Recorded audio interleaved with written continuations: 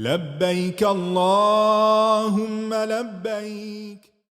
حج کا لفظی معنی ہوتا ہے قصد کرنا یا ارادہ کرنا، اور اصطلاح میں شریعت کے مقرر دنوں میں مخصوص مقامات پر حاضر ہو کر مقررہ عبادات کی ادائیگی کو حج کہتے ہیں۔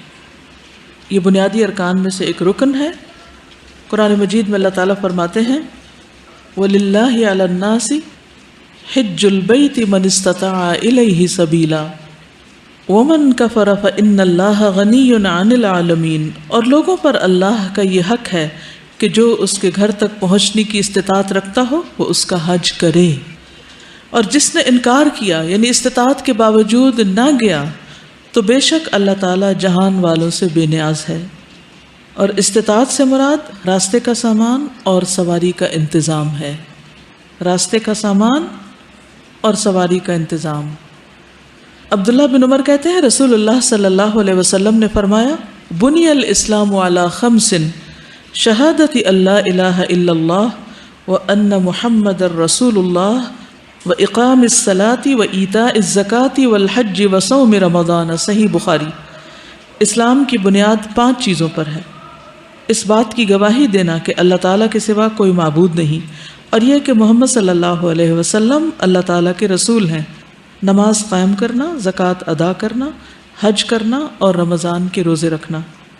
ابو ہریرہ رضی اللہ عنہ سے روایت ہے کہ رسول اللہ صلی اللہ علیہ وسلم نے ہمیں خطبہ دیا اور فرمایا ایھا الناس قد فرض اللہ علیکم الحج فحجوا۔ صحیح مسلم۔ اے لوگو، اللہ نے تم پر حج فرض کیا ہے پس تم حج کرو، لیکن یہ فرض زندگی میں ایک بار ہے، اس لیے ایک اور حدیث میں آتا ہے الحج مرۃ واحدہ فمن زاد فہو تطوع۔ حج ایک بار ہوتا ہے اور جو زیادہ بار کرے وہ نفل شمار ہوگا۔ حج کا فریضہ جلد ادا کرنا چاہیے۔ رسول اللہ صلی اللہ علیہ وسلم نے فرمایا تعجلوا الی الحج یعنی الفریضۃ فإن أحدكم لا يدري ما يعرض له۔ مسند احمد۔ حج کا فرض پورا کرنے میں جلدی کرو کیونکہ کسی کو پتہ نہیں کہ اس کو کون سی رکاوٹ پیش آ جائے، یعنی اپنی ذات میں کوئی رکاوٹ، کوئی بیماری وغیرہ، یا مالی مشکلات میں سے کوئی مشکل، یا اولاد میں، یا راستہ بند ہو جائے، کیونکہ آپ کو معلوم ہے کچھ ملکوں سے حج کے لیے جانے کی اجازت ہی نہیں اور وہاں سے نکلنے کا کوئی راستہ ہی نہیں ہوتا، اور اسی طرح کے دیگر احوال، تو معلوم نہیں کہ کیا ہو، اس لیے فریضہ ادا کرنے میں دیر نہ کرو، سستی نہ کرو۔ ایک اور روایت میں آتا ہے من اراد الحج فلیتعجل فإنه قد یمرض المریض وتضل الضالۃ وتعرج الحاجۃ۔ مسند احمد۔ جس شخص کا حج کا ارادہ ہو اسے یہ ارادہ جلد پورا کر لینا چاہیے، کیونکہ بعض اوقات سواری گم ہو جاتی ہے، کبھی کوئی بیمار ہو جاتا ہے، کبھی کوئی ضرورت آڑے آ جاتی ہے، تو اس وجہ سے انسان پھر فرض ادا نہیں کر سکتا۔ پھر اسی طرح بعض اوقات انسان نیکی کے دوسرے کاموں میں لگا رہتا ہے۔ بعض لوگوں کا یہ خیال بھی ہوتا ہے کہ کسی غریب لڑکی کی شادی کرا دو، کوئی اسکول کھول دو، کوئی اور کام کر لو، حج کے لیے کیوں اتنے پیسے لگاؤ۔ لیکن بات یہ ہے کہ باقی نیکی کے کام باقی اوقات میں، اور اللہ کے اس حکم کی ادائیگی جو ہی انسان صاحب حیثیت ہوتا ہے حج فرض ہو چکا ہوتا ہے، تو اس وقت جب ایک فرض آپ پر واجب ہو چکا، لازم ہو چکا، ذمے آ چکا، تو اس وقت اس طرح کی باتیں نہیں سوچنی چاہیے۔